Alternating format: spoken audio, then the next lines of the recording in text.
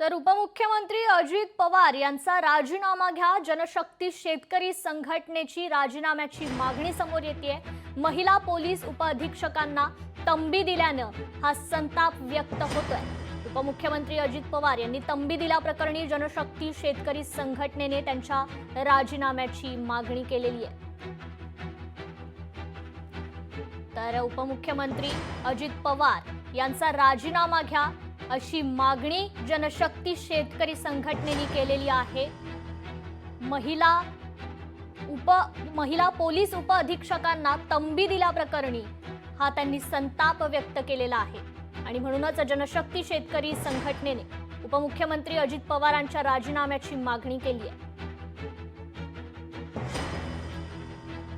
तर अजित पवारांचा राजीनामा घ्या अशी मागणी जनशक्ती शेतकरी संघटनेकडून होतीये। एका महिला पोलीस उपअधीक्षकांना तंबी दिल्यामुळे हा संताप व्यक्त करण्यात येतोय। करमाळ्याच्या पोलीस उपअधीक्षकांना उपमुख्यमंत्री अजित पवार यांनी ही तंबी दिलेली आहे। पोलिसांनी बेकायदा मुरुम उत्खनन रोखताच त्यांना हा फोन आला आणि फोनवरून एका पोलीस उपअधीक्षकाला ही तंबी देण्यात आलेली आहे आणि याचाच संताप खरं तर या संघटनेकडून व्यक्त केला जातोय आणि म्हणूनच जनशक्ती शेतकरी संघटनेने अजित पवार यांच्या राजीनाम्याची मागणी केलेली आहे। तर उपमुख्यमंत्री अजित पवार यांचा राजीनामा घ्या अशी मागणी जनशक्ती शेतकरी संघटनेने केलेली आहे। करमाळ्याच्या एका महिला पोलीस उपअधीक्षकाला तंबी दिल्यानंतर हा संताप व्यक्त करण्यात येतोय।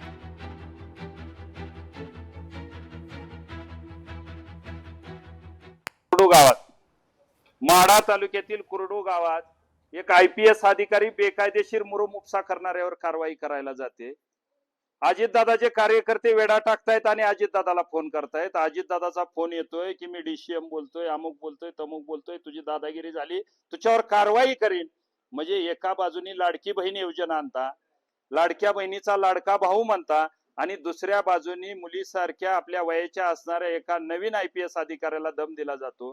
त्यांना चक्कर येते, पाणी पाजलं जातं, बसवलं जातं। त्या ठिकाणी प्रांत आहेत, तहसीलदार आहेत, त्यांच्या अंगावर लोक जात आहेत, शिवीगाळ करतायत, तलाट्याला मारहाण होती आणि अजितदादाचा फोन झाल्यानंतर त्या गावातून हुसकावून लावण्यात येतंय, पळवण्यात येतंय।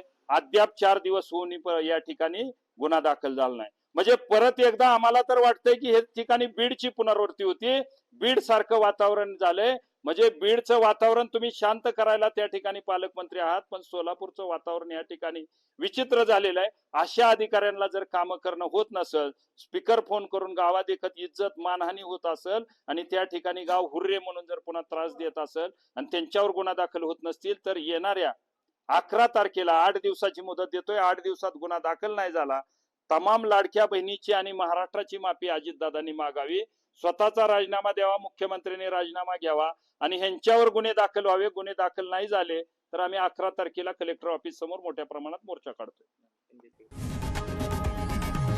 लोकशाही मराठी ऐका, पहा, जागरूक रहा।